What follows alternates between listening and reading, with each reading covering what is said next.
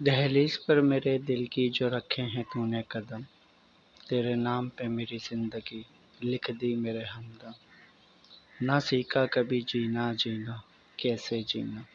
عنبر اور لائبہ زور زور سے عاطف اسلم کا ساتھ دے رہی تھی گانے میں، جیسے اس نے آدھے پیسے انہیں دینے تھے۔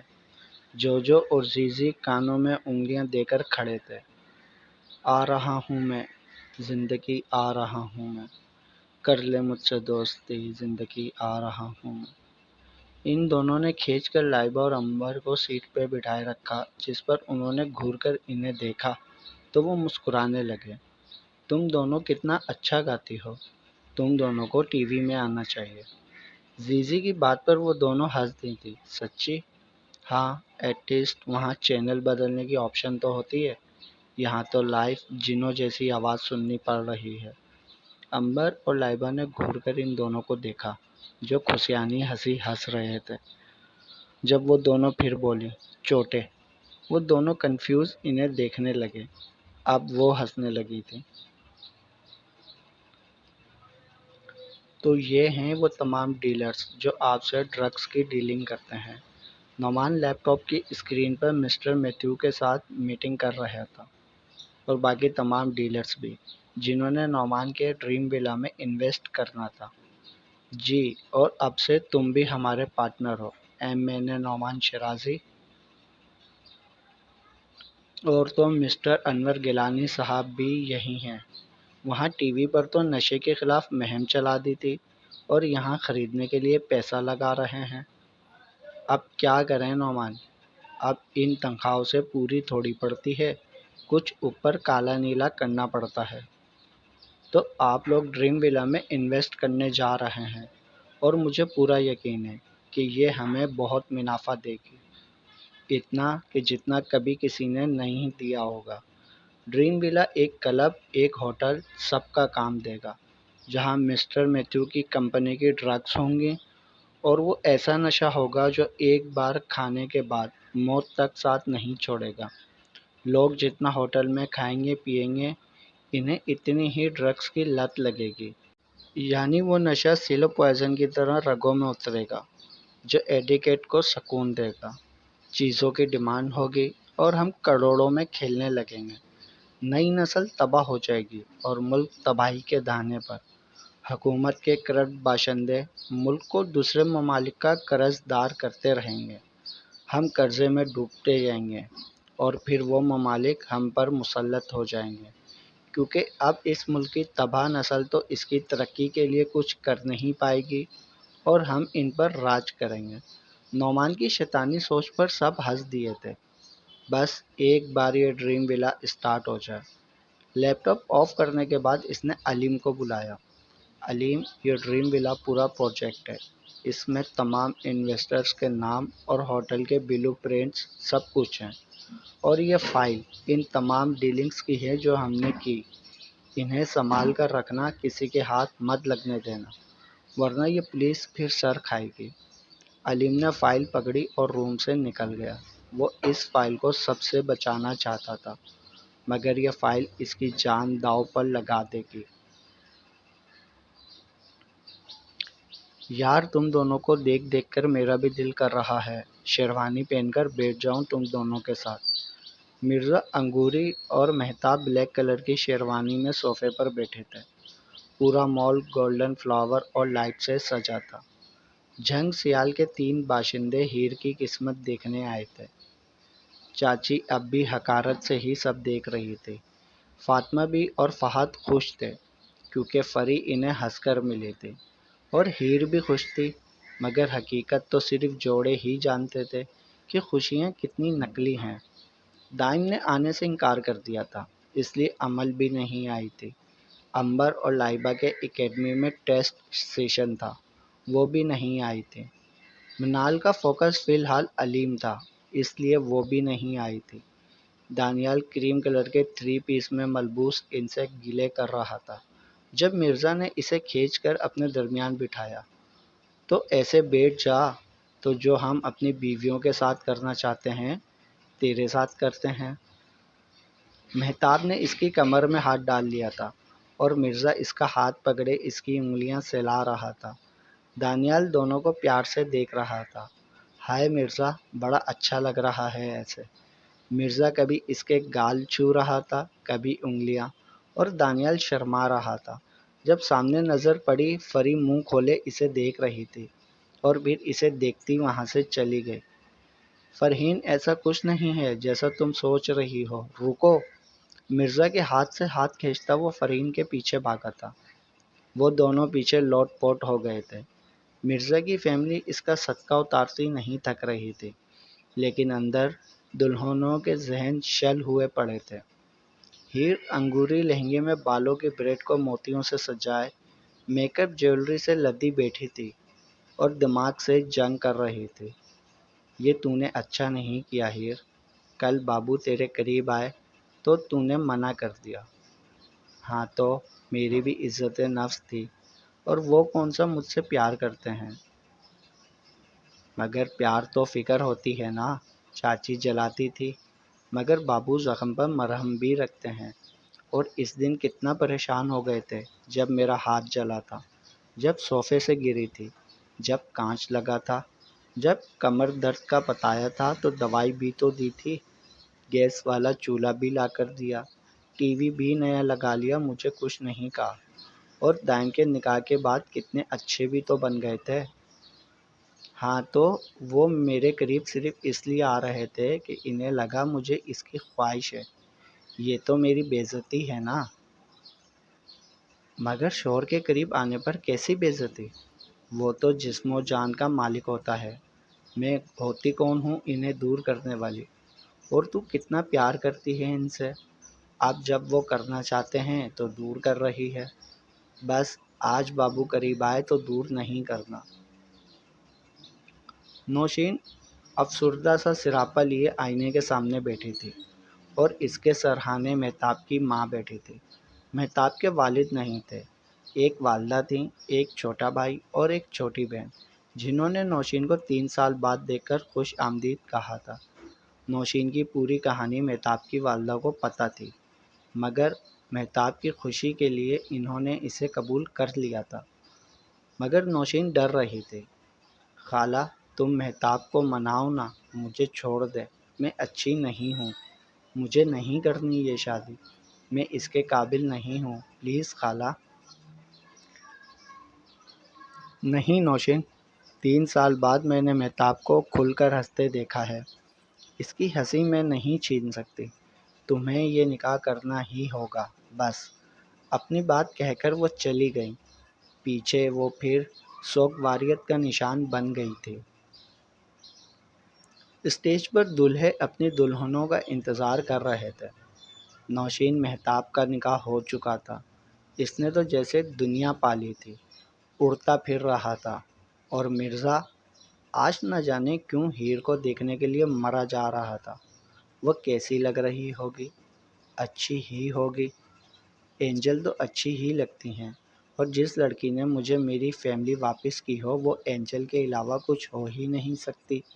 اس نے اشتیاق سے ایک ٹیبل پر بیٹھی ہیر اور اپنی فیملی کو دیکھا۔ اس کا باپ آج بہت خوش تھا کہ اچانک شور اٹھا، کر دو خالی راستے کہ میرا محبوب قیامت بنا آ رہا ہے۔ نوشین نے گولڈن بلیک کلر کی میکسی پہنی تھی، اور ہیر تو اپنے ہم سفر کے ہم رنگ تھی۔ ہیر کو دیکھ کر مرزا کا دل جیسے بھول گیا تھا اس کا کام کیا ہے، اسے ہی دیکھنے میں مصروف تھا۔ معصومیت کو حسن کا لبادہ پہنا کر اس کے پہلو میں لا کر بٹھا دیا گیا تھا، کسی کی بھی پرواہ کیے بغیر وہ اسے گھوری جا رہا تھا، اور وہ سر جھکائے بیٹھی تھی۔ جب شاہدہ بی نے آواز لگائی، مرزا! دادی اینجل لگ رہی ہے، پورا ہال اس کی بات پر ہنس دیا، اور وہ بالوں میں ہاتھ پھیرتا سر جھکا گیا۔ نوشین اب بھی شوق منا رہی تھی جب اسے اپنی کمر میں مہتاب کا ہاتھ محسوس ہوا جو اس کے کان کے قریب جھکا۔ نوشین، نکاح مبارک! مگر نوشین نے بے دردی سے اس کا ہاتھ ہٹا دیا، اور وہ دیکھتا رہ گیا جو پیروں کو گھورے جا رہی تھی۔ مرزا ہیر کو جا بجا دیکھ رہا تھا۔ ولیمے کی تمام رسم ہو چکی تھی، مہمان اپنی خوش گپیوں میں تھے، فرید دانیال کے لیے جوس لینے آئی تھی جب چند عورتیں باتیں کرتی ملیں۔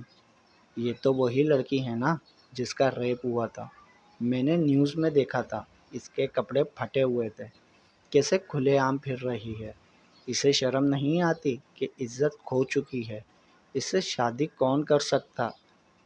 ان کی باتیں ناقابل برداشت تھیں۔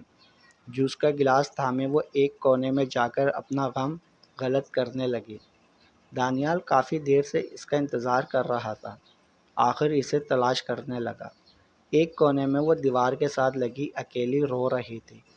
فرحین، کیا ہوا؟ میری عزت چلے گئی، اس سے برا کیا ہو سکتا ہے؟ میں لوگوں کا موضوع گفتگو بن گئی، اس سے برا کیا ہو سکتا ہے؟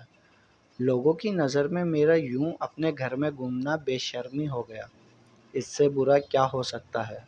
سب کچھ آپ کی وجہ سے۔ دانیال اس کی باتوں سے حیران رہ گیا تھا۔ اس نے اس کا روتا چہرہ ہاتھوں میں تھاما۔ کسی نے کچھ کہا ہے؟ بتاؤ مجھے، کس نے کہا؟ سب کہہ رہے ہیں، کتنوں کے منہ بند کروائیں گے؟ ہم جیسی لڑکیوں کی عزت ایک بار جاتی ہے تو کبھی واپس نہیں آتی۔ ہم کبھی اس دوگلے معاشرے میں اسٹیبل لائف نہیں گزار سکتی، کیونکہ ان کے اپنے اصول ہیں، اپنے قاعدے۔ کسی کی تکلیف سے انہیں فرق نہیں پڑتا، انہیں بس باتیں کرنا آتی ہیں۔ اس کے سینے سے لگ کر اس کے رونے کی رفتار اور تیز ہو گئی تھی۔ دانیال کو اپنے دل کی دھڑکن کے ساتھ اس کی سسکیاں بھی سنائی دے رہی تھیں۔ اس نے اسے خود سے دور کیا اور ہاتھ پکڑ کر اسٹیج پر دونوں جوڑوں کے سامنے کھڑا ہو گیا۔ اس نے ایک تائرانہ نگاہ مہمانوں پر ڈالی۔ یہ فرحین ہے، اس نے فری کو سب کے سامنے اپنے ساتھ لگایا تھا۔ یہ وہی لڑکی ہے جس کا ریپ ہوا تھا، یہ وہی لڑکی ہے جس کی عزت آپ لوگوں نے چسکوں کے لیے ٹی وی پر نیلام کی ہے۔ اور اب یہ فرحین دانیال آفتاب ہے، انسپکٹر دانیال آفتاب کی بیوی۔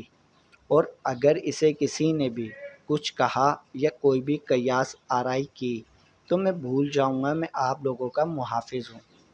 جس معاشرے میں میرے رشتوں، میری بیوی کی اہمیت نہیں، ایسے گھٹیا معاشرے سے مجھے سروکار نہیں۔ تف ہے تم لوگوں کی پڑھی لکھی سوچ پر، جو ایک حادثے کو کرید کر ناسور بناتے ہیں۔ تف ہے ہمارے سوشل میڈیا پر، جو ایک لڑکی کی عزت رکھنا نہیں جانتے، صرف مزے لینے ہیں۔ اس کے کپڑے کیسے پھٹے تھے، وہ کہاں سے بے لباس تھی، اس نے کہاں کہاں ہاتھ لگایا، سب مزے لینے کے لیے جاننا ہے۔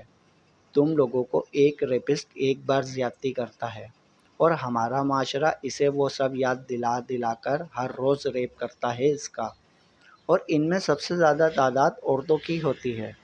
فری نے افسوس کی نظر سے ان عورتوں کو دیکھا جو شرمندگی سے سر جھکا گئی تھیں۔ شرم آتی ہے مجھے ان عورتوں پر۔ عورت اپنی جنس کا درد نہیں سمجھتی تو مرد اسے کیا سمجھے گا؟ جب تک ہمارے معاشرے میں عورت کو کمزور سمجھنے، پیر کی جوتی سمجھنے کی سوچ مسلط رہے گی، ریپ ہوتے رہیں گے، گھریلو تشدد ہوتا رہے گا، ہر لڑکی ان پڑھ رہے گی۔ لیکن اب اگر میری بیوی پر انگلی اٹھائی میں ہاتھ کاٹ دوں گا۔ تمام مہمان اپنی ہی سوچ پر شرمسار ہو گئے تھے، اس لیے کھسکنے لگے تھے، مگر ان کے جانے کا افسوس کسی کو بھی نہیں تھا۔ دانیال نے مہتاب اور مرزا کو دیکھا جو خود سنجیدہ تھے۔ سوری یار، تم لوگوں کی تقریب خراب ہو گئی۔ انہیں شرمسار کرنا ضروری تھا، ہمیں کوئی افسوس نہیں۔ ان سب کے درمیان سے وہ فری کو لے گیا تھا۔ اس کے والدین بھی سر بلند کیے اس کے پیچھے چلے گئے تھے۔ چاچا، چاچی اور فاطمہ بھی رات وہیں رک گئے تھے۔ ہیر کو کمرے میں پہنچا دیا گیا تھا۔ وہ آج بھی سجی سنوری بیڈ پر بیٹھی دانیال کی باتوں سے اپنے ماضی میں کھوئی تھی، جب وہ پہلی دفعہ اسکول گئی تھی۔ الف انگور، الف مدہ سے آم، ابھی تو یہی پڑھا تھا اور ماں باپ چلے گئے۔ پھر جائیداد کی وارث ہیر کو چاچی نے ظلم کر کے اس کا منہ بند کروا کے ان پڑھ رہنے دیا کہ کہیں وہ پڑھ لکھ گئی تو حق مانگنا آ جائے گا۔ ایسے ہمارے معاشرے میں اکثر یتیم بچے کم تعلیم یافتہ اس وجہ سے بھی رہ جاتے ہیں کہ انہیں حق مانگنا نہ آ جائے۔ وہ انہی سوچوں میں مبتلا تھی جب مرزا کمرے میں آیا۔ وہ ایک دم ڈر گئی اور بیڈ سے اتر گئی۔ آج پھر اس کی چوڑیاں کمرے کی خاموشی توڑ رہی تھیں۔ ہیر، وہ اتارنے لگی ہوں چوڑیاں، اس نے ڈرتے ڈرتے کہا اور تیزی سے آئینے کے سامنے چوڑیاں اتارنے لگے۔ مرزا کو شادی کی پہلی رات یاد آئی اور شرمندگی نے آن گھیرا۔ اسے دانیال کی بات یاد آئی، جب عورتیں اپنی ہم جنس کا درد نہیں سمجھتی تو مرد کیا سمجھیں گے؟ چاچی نے کبھی اس کی تکلیف نہیں سمجھی تو میں نے شور ہو کر۔ اس نے نرمی سے اس کا ہاتھ تھاما۔ ہیر، اس کا رخ اپنی جانب کیا۔ ایم سوری، مطلب مجھے معاف کر دو، میں بہت شرمندہ ہوں۔ میں سمجھ نہیں پایا کہ تمہیں کتنی تکلیف ہوتی ہوگی میرے رویے سے۔ میں نے کبھی جاننے کی کوشش ہی نہیں کی کہ تم ان پڑھ کیوں رہ گئی، کیا ہوا کیا نہیں۔ M sorry. ہیر حیرت سے بس اسے دیکھ رہی تھی۔ آج وہ کتنی نرمی سے بات کر رہا تھا اس سے۔ کیا تم مجھے معاف کر دو گی؟ میں نے تمہیں اتنی تکلیف دی، سزائیں دی، اور تم نے پلٹ کر جواب نہیں دیا، میری ہر بات مانی۔ اس کے لیے شکریہ۔ مجھے میرے گھر والے، میری دادی، میری امی ابو، میری بہن، سب واپس دینے کے لیے تھینک یو۔ مرزا نے ایک دم اسے سینے سے لگا لیا تھا۔ ہیر کی آنکھیں کھلی رہ گئیں۔ مرزا، اس کا بابو، اتنے پیار سے پیش آ رہا تھا۔ اسے اپنی دادی کی بات یاد آئی، تیرا شہزادہ لاکھوں میں ایک ہوگا، وہ تجھے ان سب سے دور لے جائے گا، تجھے بہت پیار دے گا۔ تو کیا شہزادہ آ گیا تھا؟ اسی سوچ کے تحت اس نے اس کی پشت پر ہاتھ باندھ لیے تھے۔ سب ٹھیک ہو گیا تھا۔ کافی وقت اسی طرح گزر گیا، پھر آرام سے اس سے الگ ہوا۔ تم نے مجھے معاف کر دیا نا؟ جس پر اس نے اثبات میں سر ہلایا۔ مرزا گہرا سانس لے کر اس سے دور ہو گیا۔ اس کے دل سے بوجھ اتر گیا تھا۔ اس نے ہیر سے اپنے کیے کی معافی مانگ لی تھی۔ الماری سے کپڑے نکالے اور واش روم میں چلا گیا۔ ہیر ابھی بھی اپنے زیورات اتار رہی تھی۔ لیپ ٹاپ پکڑتا وہ پھر سے کام میں بزی ہو گیا تھا۔ وہ کپڑے بدل کر باہر آئی۔ سادہ سے حلیے میں بھی وہ زیادہ اچھی لگتی تھی۔ مرزا نے ایک نظر پھر اسے دیکھا، جس کے چہرے پر آج چمک تھی، مسکان تھی، خوشی تھی۔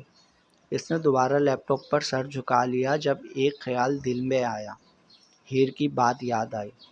چاچی صحیح کہتی تھی، میں کسی کی محبت کے لائق ہی نہیں ہوں، مجھ سے کوئی محبت ہی نہیں کرے گا۔ اس نے ایک نظر ہیر کی جانب دیکھا۔ کتنی تکلیفیں دی تھیں اسے، کیا اس کا محبت پر کوئی حق نہیں؟ کیا اس کا مجھ پر کوئی حق نہیں؟ اس نے لیپ ٹاپ شٹ ڈاؤن کیا اور اس کی جانب چل دیا۔ ہیر کو اچانک اپنی کمر کے گرد کچھ محسوس ہوا۔ اس نے آئینے میں دیکھا تو وہ اس کی گردن سے بال پیچھے ہٹاتا اس کی گردن پر جھکتا جا رہا تھا۔ وہ جانتی تھی وہ کیا چاہتے ہیں، اسے اپنی بات یاد تھی، آج بابو قریب آئے تو دور نہیں کرنا بس۔ اپنی گردن پر اس کا لمس پا کر وہ اس میں ہی سمٹ گئی تھی، مگر ایک مسکراہٹ ہونٹوں کو چھوئے جا رہی تھی۔ اس کا سفر گردن سے ہوتا بازو سے گزرتا ہاتھوں تک گیا تھا۔ اس کے ہاتھوں کی انگلیوں میں انگلیاں پھنسائے وہ اس پر اپنا لمس چھوڑ رہا تھا۔ ہیر نے چہرہ اس کی جانب اٹھایا تو وہ جذبات سے لبریز آنکھوں سے اسے دیکھ رہا تھا، جسے دیکھ کر وہ نظریں جھکا گئے۔ مرزا اس کی اس ادا پر مسکرا دیا تھا۔ اس کا چہرہ ہاتھوں میں تھام کر اوپر اٹھایا، تم بہت کیوٹ ہو، کیوٹ یعنی بہت پیارے۔ اس کے ماتھے کو محبت سے چھوا اور ایک جھٹکے سے اسے باہوں میں اٹھا لیا۔ ہیر، تم بہت اچھی ہو، بہت زیادہ، اتنی کہ جتنی کوئی پڑھی لکھی نہیں ہو سکتی۔ تمہیں تمہارا ہر حق ملے گا، تمہارے حصے کی محبت ضرور ملے گی۔ اسے بیڈ پر لٹائے وہ اس پر جھک گیا جب ہیر نے اس سے سوال کیا، آپ کو مجھ سے محبت ہو گئی؟ اس سوال پر وہ چند لمحے اسے دیکھتا رہا، پھر اس کے ہونٹوں پر جھک گیا۔ ہیر نے بھی یہ سوچ کر اس کی گردن کے گرد ہاتھ باندھ لیے تھے کہ محبت ہو گئی ہوگی تبھی تو قریب آئے ہیں، ورنہ کیوں آتے؟ مرزا نے ہاتھ بڑھا کر لائٹ آف کر دی تھی۔ گزرتی رات کے ساتھ ہیر مرزا کی ہوتی جا رہی تھی۔ مرزا نے اس سے کہا تھا کہ وہ اس کا ہر حق دے گا، لیکن یہ نہیں کہا تھا کہ اس سے محبت کرتا ہے۔ یہی ایک جذبہ ان کی دوری کا موجب بنا تھا۔ موسم اچانک خراب ہو گیا تھا۔ بادل زوروں شور سے گرجنے چمکنے لگے تھے۔ تیز بارش ہو گئی تھی جس نے پورے لاہور کو لپیٹ میں لے لیا تھا۔ فری دانیال جب واپس آئے تھے تو امبر لائبہ ڈور لاک کر کے سو چکے تھے، اس لیے آج فری اپنے ہی کمرے میں تھی۔ وہ بیڈ پر لیٹی صوفے کو ہی گھورے جا رہی تھی جہاں وہ بھی چھت کو ہی گھور رہا تھا۔ اسے اس کی ایک ایک بات یاد تھی۔ یہ فرحین ہے، یہ میری بیوی ہے۔ جہاں میری بیوی کی اہمیت نہیں، ایسے معاشرے سے مجھے سروکار نہیں۔ باہر بارش نے پانی پانی کیا ہوا تھا، بادل گرج رہے تھے اور فری کو ڈر لگ رہا تھا، اس لیے اس نے دانیال کو بلایا۔ کوب دانیال نے اس کی جانب کروٹ لے کر پوچھا۔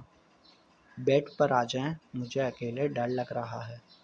دانیال نے ایک نظر اس کے کمبل میں چھپے وجود کو دیکھا اور پھر موسم کو، اور پھر سیدھا لیٹ گیا۔ اگر کوب بیڈ پر آ گیا تو کوب کو اپنے آپ سے ڈر لگنے لگے گا۔ بادل پھر زور سے گرجا۔ اس نے منہ کمبل میں دے لیا تھا۔ آ جائے نا پلیز۔ دانیال اٹھ کر بالکونی میں آ گیا تھا، بارش بادل کا شور اور زیادہ سننے تاکہ اسے فری کی آواز نہ آئے۔ وہ بہکنا نہیں چاہتا تھا، وہ غلطی نہیں کرنا چاہتا تھا۔ ٹھنڈے پانی کی بوندیں اس سے ٹکرا کر زمین بوس ہوتی جا رہی تھیں۔ جب اسے اپنی کمر کے گرد کچھ نرم سا محسوس ہوا، وہ اس کے ساتھ چپکی کھڑی تھی۔ آئی ایم سوری، میں جانتی ہوں آپ مجھ سے ناراض ہو۔ میں نے آپ کو ہرٹ کیا، کبھی شیشے سے تو کبھی فضول بکواس کی، تو کبھی اس انسان کی حیوانیت بتا کر ستایا۔ سوری، آپ بہت اچھے ہیں، میں غلط تھی۔ مجھے لگتا تھا آپ صرف مجھے ہمدردی کے لیے رکھ رہے ہو، آپ کو مجھ سے کوئی غرض نہیں۔ مجھے لگتا دادی امی ابو نے آپ کو مجھ پر زبردستی مسلط کر دیا، اس لیے کرتی تھی وہ سب، مگر آج آپ نے سب کے سامنے مجھے قبول کیا، سب کو ٹھکرا کر۔ آپ بہت اچھے ہیں، سوری۔ بات ختم ہونے تک اس کے جسم میں ٹھنڈ سے کپ کپی طاری ہو گئی تھی، جو دانیال کو واضح محسوس ہو رہی تھی۔ دانیال نے رخ اس کی جانب کیا جو بھیگ رہی تھی، جس کے ہونٹ تک کانپ رہے تھے۔ فرحین، اندر جاؤ، ٹھنڈ لگ جائے گی۔ نہیں، پہلے آپ میرے ساتھ چلیں۔ اپنے گرد لپیٹے وہ وہیں ضد پر اڑ گئی تھی۔ اچھا ٹھیک ہے، کپڑے بدلو، میں آتا ہوں۔ اسباب میں سر ہلاتی وہ اندر کی جانب چلی گئی۔ کپڑے بدلے اور بیڈ پر جا کر لیٹ گئی۔ وہ کافی دیر اس کا انتظار کرتی رہی مگر وہ نہیں آیا۔ نہیں آئے نا، مجھے پتا تھا۔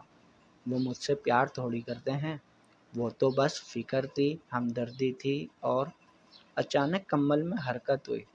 اس نے چہرہ موڑا تو وہ لیٹنے کی تیاری کر رہا تھا، اس سے پہلے وہ کپڑے بدل رہا تھا۔ اس کے چہرے پر مسکان آ گئی تھی۔ فرحین، سو جائیں۔ تکیے پر سر رکھے وہ آنکھیں بند کرتا اسے بھی سونے کو کہہ رہا تھا۔ اس نے رخ موڑا اور سر اس کے سینے پر رکھ لیا۔ دانیال نے بھی اس کے گرد حصار باندھ لیا تھا۔ کوب، آپ بہت اچھے ہیں۔ Now you can call me free. آنکھیں بند کیے اس کے چہرے پر مسکان آ گئی تھی۔ فرحین، سو جائیں۔ فری بولے نا۔ فرحین، نہیں۔ لیکن دانیال کے ذہن میں اس کے کہے الفاظ گونج رہے تھے۔ میرا نام فرحین ہے، فری مجھے میرے اپنے کہتے ہیں، تو کیا میں فری کا اپنا بن گیا؟ یہ سوال پوچھ کر وہ بیتی باتیں یاد نہیں کرنا چاہتا تھا، جب اچانک اس کی انگلیاں اسے اپنے چہرے پر محسوس ہوئی۔ اس نے آنکھیں کھول کر اسے دیکھا۔ آپ بہت کیوٹ ہیں۔ دانیال نے ماتھے پر مصنوعی بل لا کر اسے دیکھا۔ سو جاؤ، جس سے وہ گھبرا کر آنکھیں بند کر گئی۔ دانیال نے نرمی سے اس کے ماتھے کو چوما اور آنکھیں موند گیا۔ جاری ہے بقیہ اگلے پارٹ میں۔ تمام پارٹس پڑھنے کے لیے چینل کو سبسکرائب کریں، لائک ضرور کیا کریں اور کمنٹس میں اپنی رائے بھی بتائیں۔ اس ناول کے پچھلے تمام پارٹ چینل کی پلے لسٹ میں موجود ہیں، اور اس کے علاوہ بھی کافی اچھے ناول اور اچھی انٹرسٹنگ اسٹوریز بھی چینل کی پلے لسٹ میں کمپلیٹ موجود ہیں، آپ وہ بھی پڑھ سکتے ہیں۔